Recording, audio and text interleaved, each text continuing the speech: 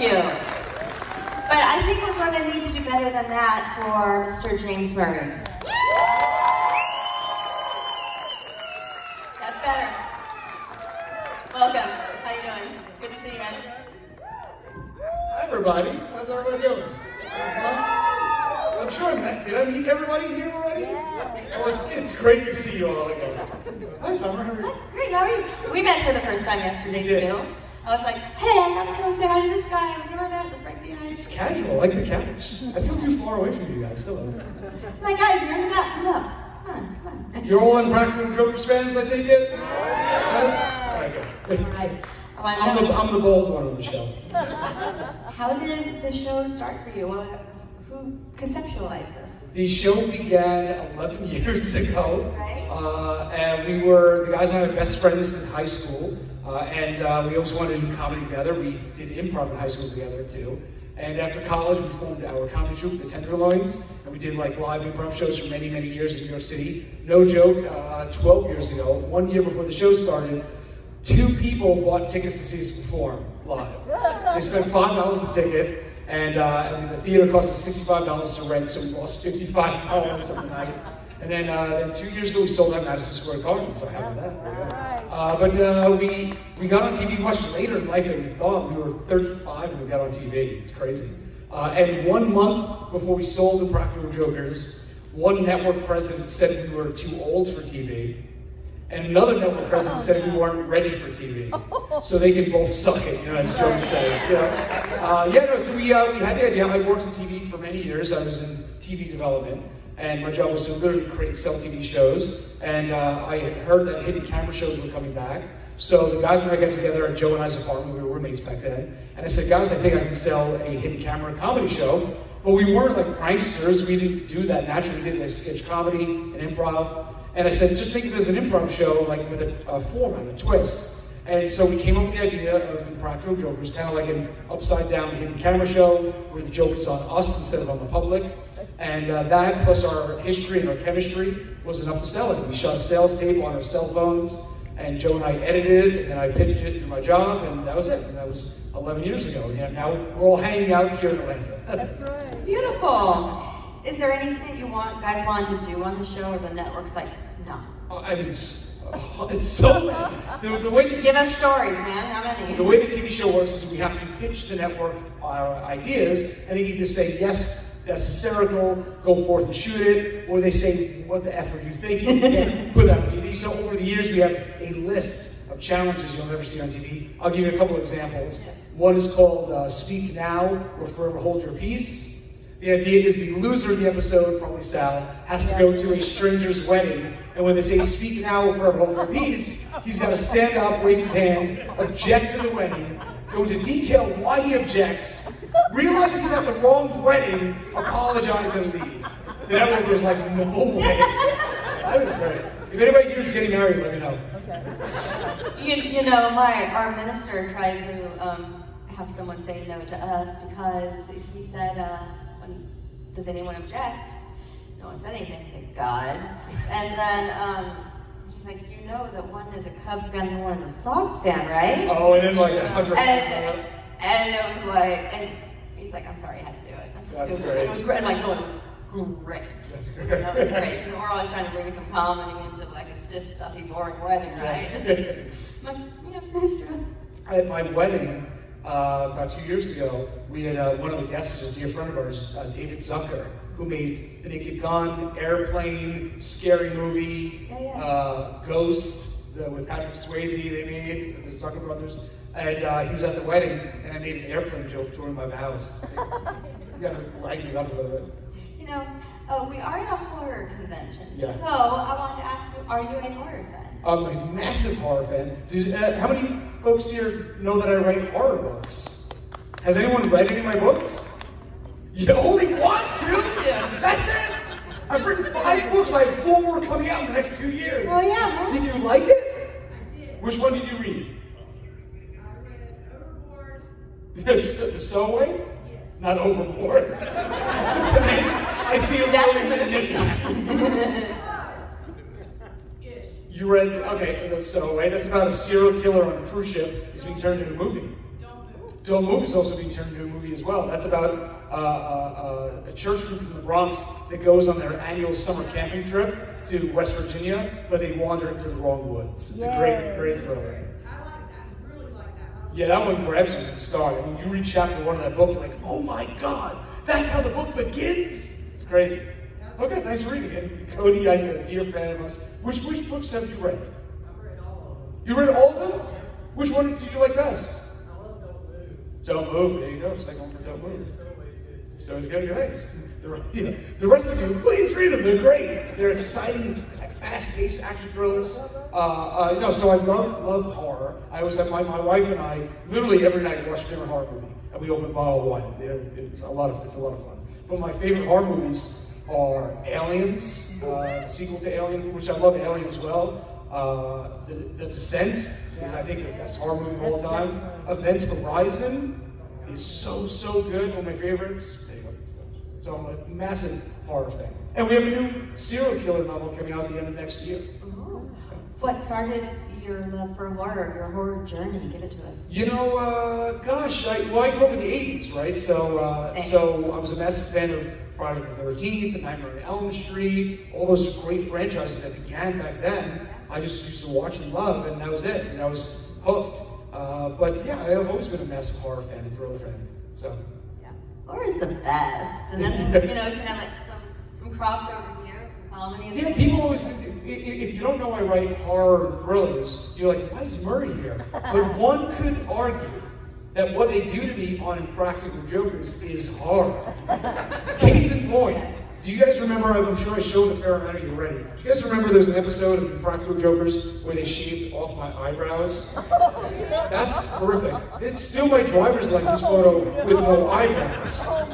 Still to this day, I have no eyebrows in my driver's license photo. I look like Lex Luthor, for God's sakes. This is horrific stuff. This is scarier than Friday the 13th. Okay? If you see this guy coming at you in the airport, you turn the other way. Okay? Bert, show it to my camera right there. Yeah, right there. There you go. I look like I see something, say something.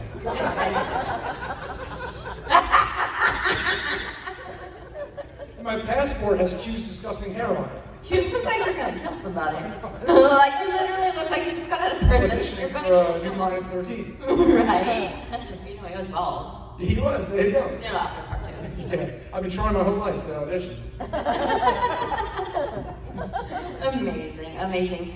So, do we have any audience questions? Oh my gosh, yeah, anything you want to know? I didn't see on your table any buttons for you running for Congress.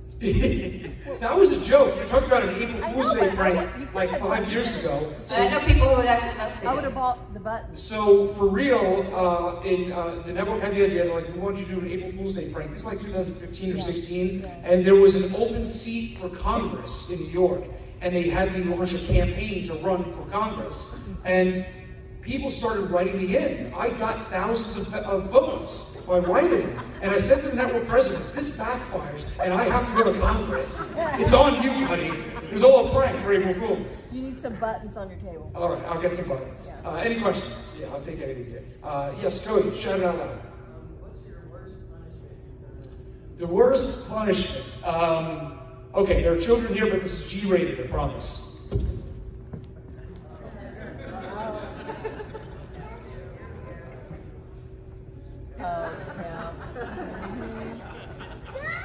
I have a ferret skydiving tattoo on my leg because of those jerks. Next question. Annabelle. So, weren't you and Sal in a horror movie? You were in a garbage truck? Oh, no, that was the TV show Bones. Yeah, Bones. On Fox. Yeah. Which just kind of has some horrific elements to it. It's about murder, obviously. We were on an episode of Bones, but Q was in Hatchet, right? Yes. Q's in Hatchet. Hatchet. Yeah, and my dream is to be in a horror movie one day. I would love Oh. to. You need to talk to Danielle Harris. Okay, so how's Tuesday? She's here. I'll talk to her. Yeah, I would love to. That'd be dreamy. But yeah, Q was in prosthetics and everything, the whole thing. And we're dear friends with Adam Green. Anybody know Adam Green? From Hatchet, maybe? Yeah, He does great work. Yeah, he's great. Yeah, Frozen and everything. Yeah, I got Frozen. Right. Frozen, the movie Frozen Adam Green, By Adam Green. was the inspiration. I was a huge fan of the movie, and we're friends with Adam, and that was the inspiration for the Punishment on Impractical Jokers, where they put Sal and I on a ski lift together for like hours. And they stopped the ski lift, and we were up there, it was freezing cold, and all we had was one Twix bar. Oh, no. You know, and we were just, just killing each other on the ski lift. It came from the movie Frozen. How cool is that? A little shadow, it's a little homage to Adam Green. Right? Yeah. Oh, he's a genius. He's a horror genius. I love his work. Yep. I admire him so much. In the back. Is there any, like, punishment where you just said no? The closest I ever came, do you guys remember when they made me go skydiving? That was just my #1 fear. I call it cry diving more accurately. I was so terrified. They had a backup in case I said no. They were going to have Sal do it because he'd be terrified too. But I did say yes ultimately. But I ran off set legit for like a half hour. I locked myself in the men's room at the skydiving place. I refused to come out. I FaceTimed my mother from the bathroom to say goodbye, and I loved her. She rejected the call because she was shopping at Macy's. The beat rejected the call. That was my #1 fear. Yeah, that was the closest we came to ever saying no. I'm standing on my back there in the blue shirt. Yes. What was your inspiration to start writing horror novels, and why didn't you go directly into horror screenwriting? Wow, good question. I've never been asked that specific angle on it. So, I was living alone in New York City. I had an apartment in Brooklyn, and I used to commute to the city like 2 hours every day to get to work each way on the subways, right? And then the bus. And one day I was coming home. I'm going back to 2003, right? I'm coming home from work. It's like midnight, right? And my subway car was empty. There was not a single person in it. And in 2003, the connector would lose connection to the third rail often, and all the air would shut off. The lights would shut off in the car, and the train would come to a stop, and they'd get it back and running, right? It would happen all the time. So this one particular night, I'm coming home, everything goes dark in the subway car, I'm in there alone, and I was like, this is scary stuff, right? Midnight meat train. Yeah, that's exactly what it is. Sorry. I didn't mean to. You know, here. Sorry, Kale. No, that's So I'm on the subway car alone, and I was like, this is really scary stuff. And it gave me an idea for a short horror story, like about a woman on the train, the lights go out, what have you. And I went home and I wrote the short story in 2003. And I sent it to my buddy, and I said, what do you think? And he called me 20 minutes later when he read it, basically one chapter of a book. He called me right back and said, this is a book. You should, what's the story? This is a great short story, but what's the book around this story? And I sat back and I thought about it. I was like, and he said to me, I dare you to write the book. In 2003. So I spent a year of my life, long before Jokers, writing a thriller, a horror. It was my first book, Awakened. At the end of a year of work, I sent it out naively to every publisher in New York City and managers and agents, thinking that it would just make it. And it got rejected by every single one. They returned it to me unopened often, wouldn't even touch it, because I didn't have an agent, I wasn't famous, didn't know anybody. The guys and I from Jokers have no connections, we were just regular guys, friends, you know? So I had no in, and it got rejected by everyone. And it sat on my computer, a full novel, for 15 years. Wow. And in 2017, the guys reminded me, they said, Mert, why don't you do something with that book you wrote? They had read it, Q had read it and loved it. And I said, you know, I should. So I sent the same book, not a word changed, but I was famous at this point, into HarperCollins, who had previously rejected it. They immediately bought the trilogy. That first book hit #1 on the international bestseller list, right? And it led to an entire literary career. So now I have 5 books out, Area 51 Interns, my middle grade children's book series about kids who get an internship at Area 51, comes out in 2 weeks. Then we have 3-book series with Penguin Random House.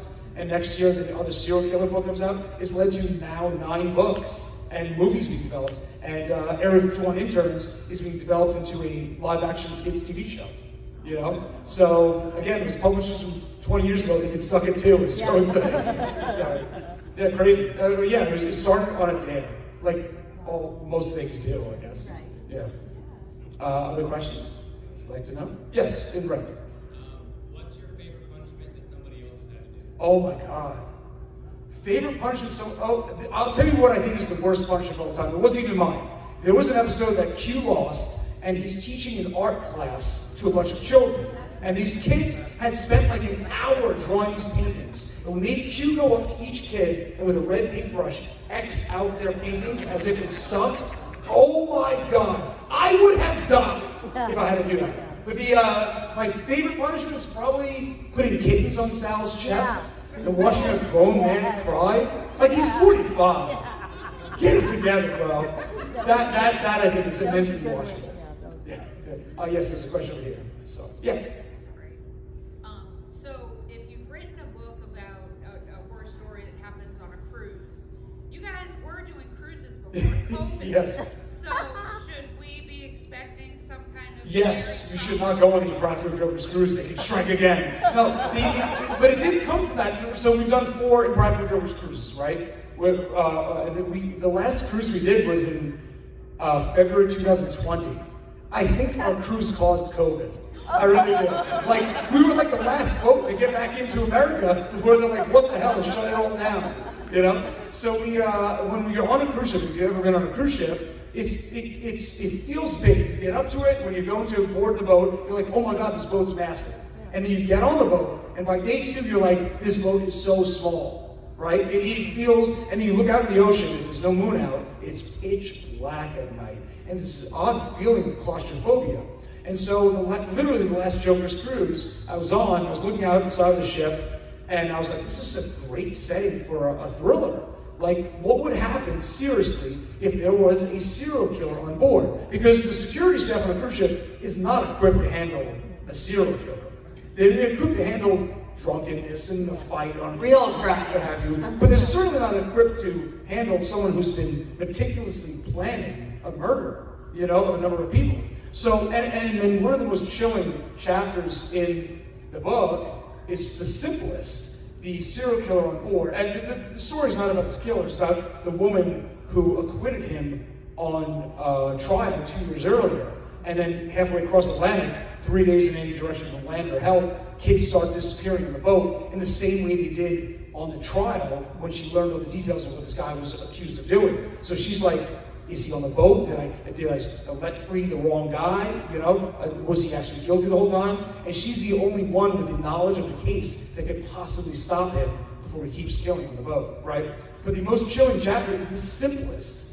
The killer at one point goes up, it's like 11, 12 o'clock at night, and as a kid alone, play basketball in the back of the deck, right? There's a little basketball court, like it's based on the Impractical Jokers cruise. The ship has a basketball court at the very tail end of the boat, and is so far away from the main action that no one ever uses it. So I would often see on the boat, like one kid playing alone, and that's where the idea came from. So the killer goes up, befriends the kid, goes to lift him up so he can get dunk the hoop, and then he instead walks into the edge of the boat and drops him in the ocean. It's so simple, the crime, and so terrifying because it can happen so easily. Like, I always find in horror that the simplest ideas are the most horrific, you know? It's a chilling chapter that sticks with you because of how easy it would be to do, you know? And how impossible it would be to save the kid. You're in the North Atlantic, going on a transatlantic cruise. It's gone, this kid's gone. It's so easy. And those are the horror movies that I love, you know what I mean? Just so visual, it sticks with you. Okay, anyways, Impractical Jokers. Well, our podcast, The Dolls of Horror, we have a producer Jesse. Couldn't be here, but he forwarded a question. Okay, hit me. First of all, he wants me to tell you that, sorry, I don't have my glasses, I just said this. I'm blind. Tell him I'm a big fan, and I identified with him most on the show. Oh, okay. But then he wants to ask. Does he have an iPhone or Android? He's Android. I was going to FaceTime him right now. That would have been great. You know, Jesse. Duo? Do you know what Duo is? Yeah, We use it for work. Can I see him? Does he have a Duo? What's his name, Jesse? Yeah. Okay, let's see. How do you do Duo? I don't know how to do Duo. Go into chats. Oh, I'm not going to go through a phone. Okay. You can only go to Okay. Oh, Can what's we just do this for Yeah. phone? Yeah. Live on stage? Jesse? Yes. Okay. We like Jesse. He's a good guy. Jesse does magic for our show. Okay. So he's a magician? For us, he is. I call him the Wizard Master. Okay, here we go. Let's see if he picks up. Better.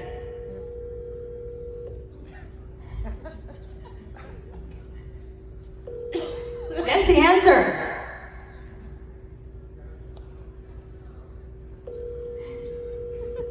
Jesse, you failing me. He's not answering. So instead, We tried. He's at Macy's. he's at Macy's for the moment. Jesse, it's Murr. I tried calling you, bro. What happened? You didn't pick up. You're just like my mom. Love you. What was this question though? Okay. That was amazing. Thank you. I'm sure you just made his life right now. He wants me to ask you if you enjoy drawing most of the playful ire of the rest, or because that's how it is for me because that's how it is for me with my friends. Got it. The butt of the joke? Is that what he's, Yeah. just a bit? Yeah, I think obviously the TV show is based on real personalities. I don't think I'm quite the same in real life as I am on TV, Right. but I know my role comedically in the show is to play the butt of the joke. But I think in real life I'm probably, smarter than Sal, that's for sure. Yes. Next question, anybody else? Thank you. Yes. Has there ever been any situation happen to where you couldn't film it on TV in a challenge? Where we couldn't film for one reason or another? Air it on TV, I'm sorry. Oh, many times. Yeah, because sometimes people get pissed off. So sometimes you'll see people's face blurred out if they want to sign the release, but if it's still so funny, we'll still put it on a TV show. But oftentimes we have to scrap that bit. But sometimes, on occasion, our goal is never to get people upset, right? Our goal is to embarrass ourselves. So on occasion, people take it the wrong way. Or we have an idea that goes too far. Case in point, we were filming a few years ago in a grocery store, and Sal was behind the counter ringing customers up, and this woman comes up to pay for her groceries, and she hands him her credit card. So I said, Sal, nonchalantly, before you swipe her card, take out your cell phone and snap a photo of her credit card. As a joke, right? She went ballistic. She went crazy, started screaming, what the hell? We told her it was a TV show. Unbeknownst to us, she had had her identity stolen 2 months earlier. So she was in a bad mood, right? So she called 911 on us. Right, the cops come to the store like 5 minutes later, and they walk in, we explain the TV show, whatever, and they calm her down, they take her aside. She's starting to sue the show, everything like that. We don't put it on TV, obviously. And the cops come back into the store, and they brought her outside. We're like, oh shoot, we're gonna get busted, right? The cops come over to us and they say, guys, listen, we're huge fans of the show. Can we take photos with you? I'm like, yes! So a couple times it's happened. We also had the police call on us another time. We were filming, we had this idea, we never aired the bit for obvious reasons. We were filming a bit in a park. I'm going back to like season 3 maybe, right? We're filming a bit in a children's park in New York City. And the idea was this, you know how like parents will oftentimes baby talk to their kids, oh, she's a boo, right? The challenge was this, you had to go up to a child in the park and baby talk the child how cute it was, and then start baby talking to the adult, the parents, and then try to get them to baby talk back to you as an adult human. Guess what happens when 4 middle-aged men with no children of their own start acting weird in a kid's park? The goddamn SWAT team descended on the park and almost arrested us. Like 10 minutes later. There you go. Man. Anyone else? Yes. Are y'all going to do any more Misery Index or Impractical Jokers or any spin-offs or anything? Jokers goes back April 2nd. It'll air a brand new episode, a supersized episode, airs right after the Final Four game NCAA basketball on 3 networks. They're simulcasting it on truTV, TBS, and TNT. And then, so it's a special supersized episode, and then season 9 continues for the remaining 8 episodes in June, and then season 10 starts in January. So yeah, we're back. We're back filming for a few months. Mr. Index is canceled, sorry, done. But, and then the guys and I are developing, we have a first look deal with the network. What that means is that they have to buy a certain amount of shows from us. We have what's called a put series. It means that they have to order 10 episodes of a new TV show starring the three of us now, of an as yet to be created TV show. So sometime in the next 2 years, you'll see a new TV show. In addition to Impractical Jokers, we're probably going to do, I don't know, I want to do a sitcom. I would love to do, Oh, that would be great. Yeah. I would love to. We have a couple ideas, but so you see another new TV show starring us sometime in the next 2 years on television. How was filming during COVID? It was hard. I bet. It was last year. It's easing up a lot now. Thank God. We were just filming 2 days ago. We filmed a Salad Punishment on Thursday, and he was a tour guide in the museum.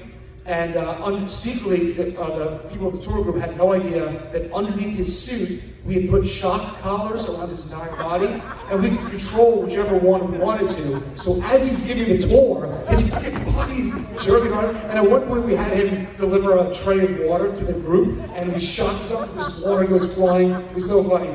But during COVID, last year was so hard. We didn't film most of 2020, but we filmed Dinner Party, which is a spin-off show we created during COVID. And in 2021, we started filming Jokers again with so many restrictions. It's eased up a lot now in the past 2 months, thankfully. So now we're able to, but we still have to, still can't go to supermarkets because people have masks on, and that's not good TV. Right. We can't go to the parks because they're not testing the people. So we have to produce the show now in ways that we never thought. Like, everything is like, we get 20 people to come in, they all have to be COVID tested, they don't know they're on Impractical Jokers, so, and we have to COVID test everybody to be on TV. Isn't that crazy? Mm-hmm. It's tough, but we're working through it. Yeah, it's loosening up a little bit now. I mean, obviously with this convention, it's a little bit more chill than it was. I was here at this con in Atlanta, what was that? It was August, and it was so much more strict. Yeah. So yeah, and I am in Chicago now, where it's still like, masks, distance, get away. Yeah, it's different everywhere. You know, we were at shows last week in Houston and Dallas, and it's a different world over there. They don't give a they don't give a heck about anything. They don't. You know? No, I was in Dallas. Everybody's different. Florida doesn't care either. Florida's different. Our governor. We're gonna move the show to Florida. You should, because you can do anything. Yeah, we didn't mind ourselves. There was another question over here, so right? Does somebody have one? Oh yes, that gentleman back. So, if you're a horror fan, is there anybody you're excited to see coming here for the first time? Well, I'm having dinner tonight with Kane Hodder. I guess I'm fine. You know, but Kane was a dear friend of ours. He was in the Impractical Jokers movie, and he plays a security guard that drags us out of the club at the end of the movie. And if you look at the movie, the Joker movie, at one point Q turns back and says to Kane, "You're a monster." It's a little shout out to the horror fans. But yeah. Last con, I met Robert Englund. Yeah.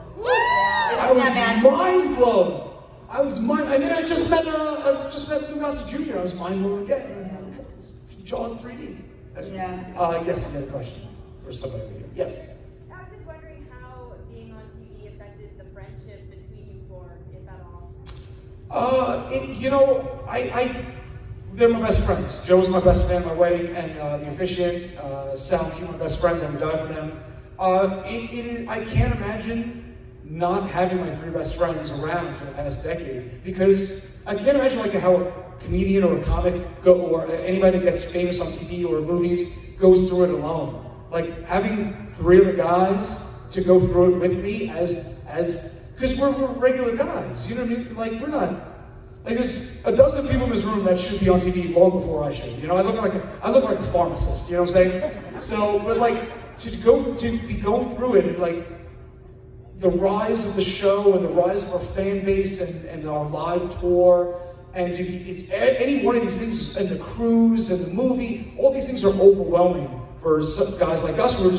We're in our late 30s, we're on TV. So to have three other guys that were going through the same thing we were going through is such a blessing. It really was, you know. And it's this unbreakable bond that there's no one else in the world that has been through what we've been through, and that understands it in the same way. Not even my other friends, my wife. I try to communicate things that we feel, emotions we feel, things that, as our career goes up and down, things like that. And this is just there's no one else that could possibly understand it better than my best friends, you know? So I consider it a massive blessing, and I'd say our friendship is as tight as it ever was, you know? TV shows come and go.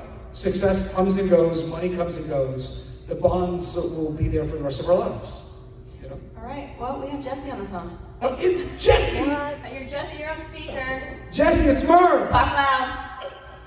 Feel so flattered. Wow. Dude, you blew me off. There's 6,000 people in the room. You blew me off. Oh, well, you know, I had no idea that I was going to be called to on the spot, but I'm flattered to have the opportunity. Oh, thanks, buddy. Anyways, gotta go. Okay. I don't give a shit. That's fine, yes. I had to do it, sorry. Who cares about Jesse? He's not here. He's never read my books. A follow-up to that fabulous question, how are things going to change now with Joe taking a break? Yeah, Joe's going through a tough time. Obviously, he's still my best friend. And I was at the table before signing, and he FaceTimed me at the table randomly, because I called him this morning. And I turned the camera on, and the fans were like, oh my God! Still my best friend. He's going through a tough time, you know? He's been married a lot longer than I have, so, you know, I can't imagine how that affects somebody going through what he's going through. So the show goes on, of course. The four of us had dinner together 2 weeks ago. We were filming right near his house. And so we all, I gotta tell you a quick story. So we met up with Joe at an Italian restaurant in Long Island after filming. And the staff had us like in this little private kind of area in the front room. And at the end of the meal, Sal had to use the bathroom. The restaurant was packed, right? There's like 300 people in the restaurant. And so Sal's like, well, I don't want to walk through the main part. He's got to take 100 photos. So the staff says, don't worry, Sal, we got to take care of it. We're going to take you outside the building around to where the restrooms are, and you can come in the back door, okay? So the bill comes, Sal leaves to go out to, you know, use the restroom. So while he's out, Joe, Q, and I skip out on the bill. The bill was $700. No. Yes. So, you know, Sal can suck it too. There you go. Now, so the way the show is going to change is the three of us doing the challenges, but every episode ends with a different celebrity guest as part of the punishment. So we've had Grace Method Man was just on the show from the Wu-Tang Clan.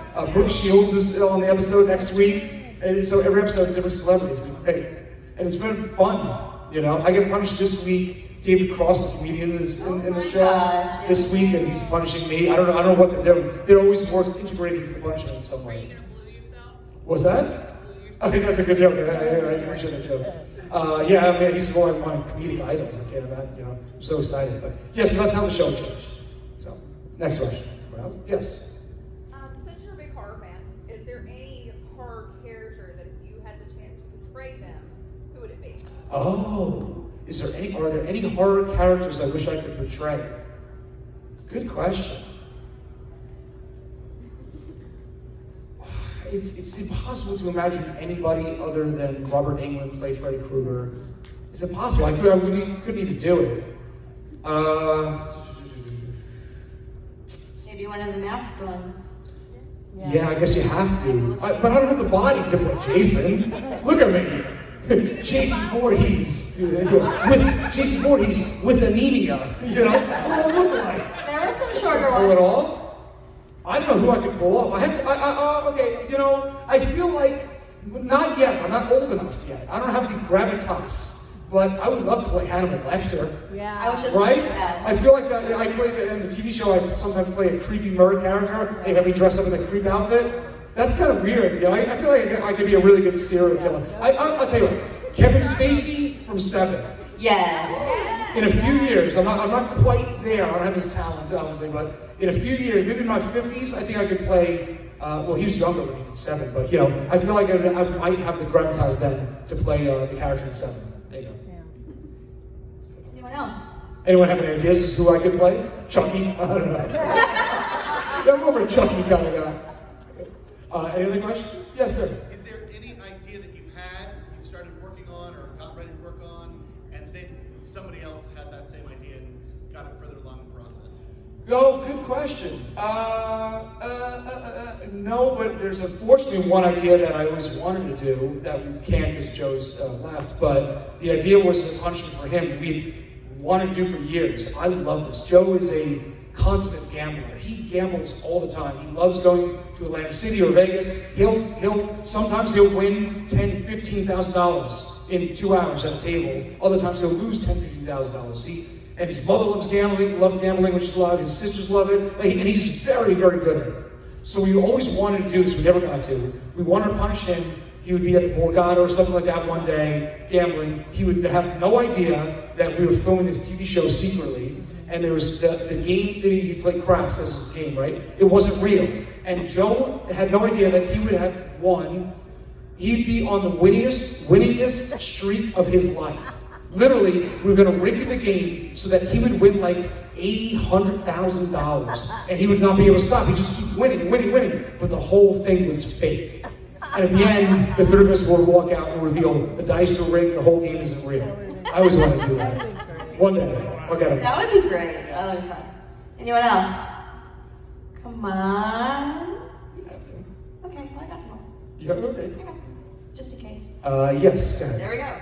What's the most dangerous thing you guys have done on the show? The most dangerous thing was the Impractical Jokers movie, where they made me fly outside of an airplane at the end of the movie. I lost the movie. It's a real thing. It's called wing walking. It's batshit crazy. Okay, it's so dangerous. I had to train for 3 hours on the ground how to do it. Only 3 hours, that's it. Yeah. The plane takes off, you're in the cockpit, and they slow the plane down to 100 miles an hour, and when they slow it down to 100 miles an hour, which is still really fast, you have to free climb out onto the wing. And then kind of hold back and lock your arms and legs in. You're not attached anyway. They do have like an emergency ripcord around your ankle, which is like 20 feet long in case you fall off the wing. You'll dangle from the bottom of the plane 20 feet. So I said to the guy, I said to the pilot, I was like, I said, has it ever happened? Has anybody fallen off the wing? He goes, yes. It happened once. Thankfully, the woman fell over the front of the wing, and so she was only dangling a few feet. So when they landed the plane, she got banged around badly and broke a bunch of stuff, but she lived, thank God. I said, what happens if I fall off the wing in the back or from the top? He goes, well, we have a backup plan. I said, what's your backup plan? He goes, well, I'm gonna go into a nosedive, and the plane will be falling faster than your body will, and I'm going to reach out and try to grab you and pull you back to the cockpit. I said, that's your plan B? That's your plan B? So the only way we could get insurance to do the movie is if they took a $30 million life insurance policy out of me in case I died doing the stunt. The only way the insurance company would let us film the movie is if we did that stunt on the final day of filming. That way, if I died doing it, they could still release the movie. Anyone here work for an insurance company? If you do, please. Man, isn't that crazy? That was the most dangerous thing we ever did, for sure. I work for a work comp firm. And I'm just thinking to myself, if you really injured yourself badly, not died obviously, and you couldn't do the show, could you file a case? Just saying. Yeah. Someone else had a question as well, I saw.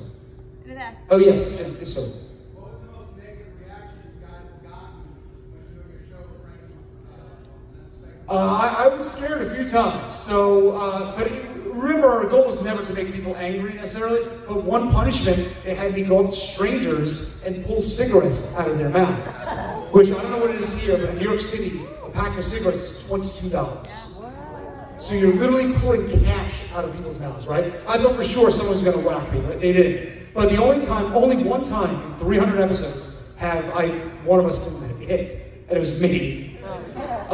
We were filming in one of these like discount superstores, like a Lot Less kind of store, and this guy that's twice my width, twice my height, is shopping for a pair of jeans. And the guys ran down the biggest bra you've ever seen in your entire life, like a size Z bra. And they said, Murr, go up to the guy and go and hold the bra up to his chest without saying anything. And when he asks you what you're doing, say that he's the same size as your wife, and you just want to measure the bra. That's right. He did not like the joke. He took out his cell phone and whacked me in the face with it, gave me a black eye, and then chased me around the store like a ferret running in the woods. It took 3 security guards to stop him, and I had to run into the basement. He followed me into the basement of the store. We cut most of it out for TV because we were going to be too extreme, but I ran for my damn life. It was terrifying. Only time. When you guys were doing the pranks where you drink out of people's drinks with the straws, Oh, did y'all yeah. really do that? Yeah. Did anyone ever get sick? Was that pre-COVID? That was great. I look back on the show. I've licked people's heads. I've licked the bottom of shoes. I've spooned with people on the floor of the mall. I clipped a gentleman's toenails in the park. I've taught people for a lot of things over 11 years. I can't believe it. I still do it. I don't care. You know, I'm vaccinated and boosted. I don't care. Anyone else? Yes. How do y'all come up with the punishments? Yeah. The punishments are the hardest things to come up with ideas for because they're so. Like we have a team of. In season 1, it's just us. In season 2, we had no money, no staff. So literally, I'd be on the phone calling locations, trying to talk to them to letting us film there. And but now the show's much bigger and successful, so we have a team of writers who are friends for many, many years that we've known the show, and they come up with a lot of challenge ideas, pitch them to us, and we revise them and tweak them. But the punishments to this day are still really just us coming up with them because they're so personal. Right. You know, we have 31 years of history. You know, like only the guys know that I get my eyebrows threaded, right? To look okay on TV. Otherwise, they'd be giant caterpillar eyebrows, right? Because I'm half Italian. So they know that, and they use it against me. They shave my eyebrows. They knew I went for allergy testing a few years ago, and I told the guys, they're my best friends, who told me that I got tested, and Sal was thinking to get tested too. And the guys got the test results. So they knew what I was most allergic to, and they used it against me in the show. They made me do like a Chippendales dance in front of like 300 women, and right before I went on stage, they had a doctor inject me with what I'm most allergic to all over my body. So my body broke out in horrible hives. 5 minutes before I walked out on stage to do a striptease and give women lap dances. Only my best friends can come up with that. You know what I mean? So they're very hard. They're basically, don't get any new hobbies. Once you get a new hobby, you know the guys are going to use it against you, you know? When I got married, I was like, they're going to use my wife against me all the time. And they just used her against me again the other day. Where we did a team challenge where it was like a relationship, like a marriage panel, you know, in front of a focus group of people. And they used her against me again. They used her so many times against me in the show. So don't get married or go on her project. We're jokers, I guess. Is she game for it? She is. She loves it. Yeah. Good. Yeah. She'd be like, oh, can you imagine? Yeah. They used 2 weeks before I got married. My wife has a degree in nursing, and they had a doctor put a catheter in me, made me ride the zip line in my backyard with my own catheter, and then they had my wife take it out of me. 2 weeks before my wedding. It was mortifying. You don't want your wife to see you like that. You know what I'm saying? No, it was bad. But she's game. She loved it. Any other questions? Yes, sir. I don't remember what episode it was. I remember the punishment. Rectum exam? Yeah, the prostate exam? How hard was that to get past the publishers? Past, how hard was it? How hard was it to get past the publishers? The publishers? Oh, got it. Network? Oh, the network? No, the network loved it. They loved it. Like, sure, do it. They loved it. What's not on TV is that guy, Dr. Frank. Yeah, he's a doctor. But he's my friend Frank. I've known him for 15 years. Long before Jokers. That's my buddy that came in and surprised me. It was mortifying. We just used him last week. We punished Sal. And Jillian Bell, the actress, was the celebrity guest in the episode, and Sal was on a panel. There's 6 people on the panel, all with medical conditions of some kind. There's 30 people in the crowd watching this like kind of talk show kind of thing.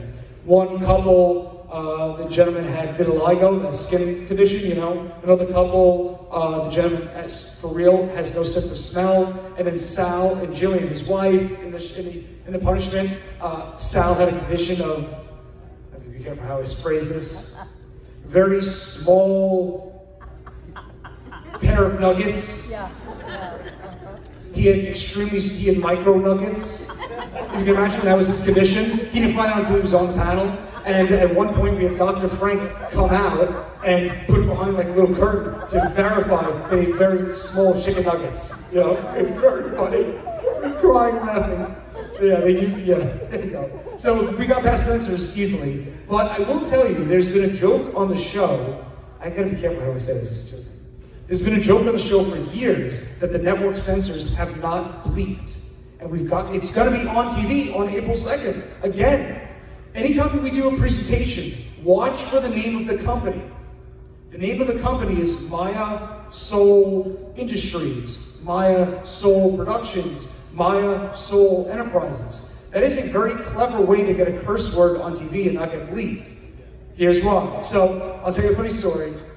A few years ago, we're filming in New York City, and this husband and wife come up to us. They had a brand new baby girl, and they pushed the baby on the carriage. They said, "Mur, my wife and I are huge fans of the show. We love your show so much. We named our daughter after your show." So I'm thinking they named their kid Crunch for basketball or something like that, right? They named their daughter Maya Soul Rodriguez. Maya Soul, and I said to the guy, I was like, "You're screwing me, right? You didn't name your kid Maya Soul." He goes, "Yeah, we love you. We see all the name of your company is always that phrase." I said, "You know this is a joke, right?" He goes, "What's the joke?" I said, "Say it faster. Maya Soul, Maya Soul, Maya Soul, Maya Soul, Maya Soul, Maya Soul. They named their kid by Hole. It's a clever way to get past network censors. They named their kid by Hole Rodriguez. The kid's done. What if that kid one day grows up and gets married to like the CEO of like a very famous car rental company? Her name would be My Asshole Hurts. Dumb joke. I just thought it was a dumb joke. The kid's ruined. They should put the kid down. There's no future. No future for that kid. Alright, anyone else? Yes, I don't think I told that story. Yes. What? By far, which one of you guys has had the worst punishment? Me? Of course. Come on, bro. I'm now allergic to Novocaine because of the TV show. They injected me with 180 milliliters of Novocaine and made me give a speech on, on cooking around the world. I just brace breathing. Yeah, I get the worst. Although salads are close second, I'd say, for sure. What's everybody's favorite punishment ever on the show? Novocaine. Like a boss. Jaden Smith. Sal, if you've seen the Joker's movie, Sal legit has 2 Jaden Smith tattoos on his legs. He's got 15-year-old Jaden Smith on his left leg, black and white, and he's got colored version of 20-year-old Jaden Smith in full color. No one in the world has 2 Jaden Smith tattoos. Not even Jaden Smith. No one. And he's a friend of ours now. And he's a chunk. At some point, we're going to put like 25-year-old Jaden Smith on his butt. Yeah, we should.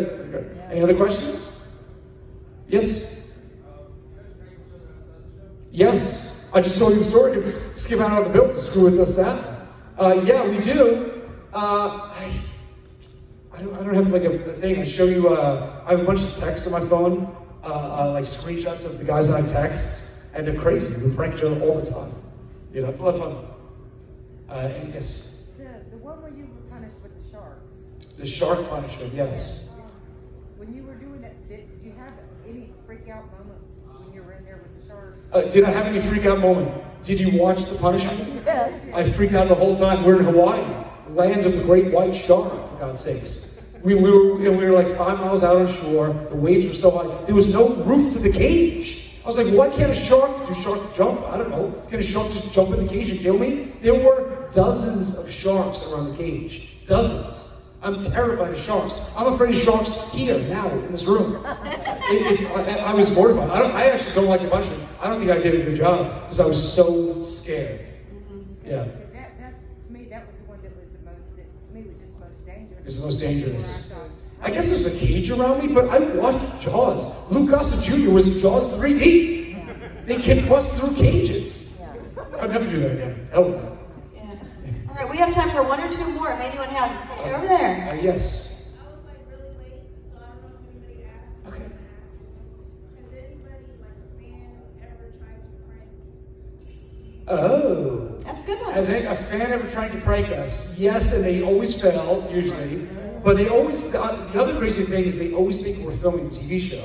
Case in point, like 4 years ago, I went to see the Giants game. I mean, Giant Stadium, halftime comes, I've got to use the men's room. So in Giant Stadium, I'm sure in all stadiums, the men's room has like 30 urinals in a row lined up, right? And there's no divider between urinals. And there's like 20 guys in each line behind the urinal. So I wait my turn, I get up to the front, and I'm doing my business, and you're literally shoulder to shoulder from two dudes, right? It's really physically uncomfortable, right?